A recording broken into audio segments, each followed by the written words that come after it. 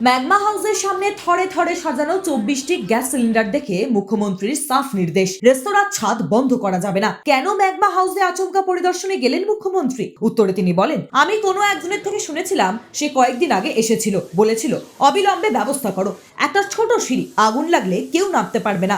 Fire brigade কি করবে? Smoke তো নেভাতে পারে না। আর তারপরে যদি এত গ্যাস সিলিন্ডার বাস্ট করে তাহলে তো পুরো এখানে 50,000 লোক মরে যাবে। আমি যেটা বলেছি, mayor, Kolkata police commissioner, fire brigade এক্ষুনি এখানে বসবে, ওদের ডাকবে, এমার্জেন্সি মিটিং করবে।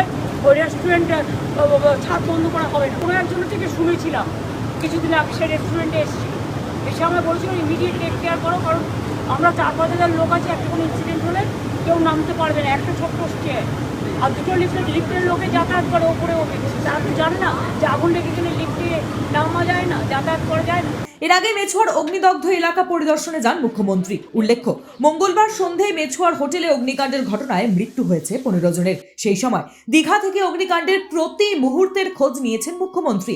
জগন্নাথ ধামের উদ্বোধনের পরই শহরে ফিরে বৃহস্পতিবার সেখানে যান তিনি। নিজেদের প্রাণের কথা ভেবে বিপজ্জনক বাড়ি থেকে সরে যাওয়ার আর্জি জানান তিনি।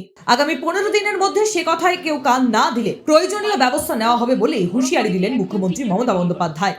Bureau report, sky news Bangla.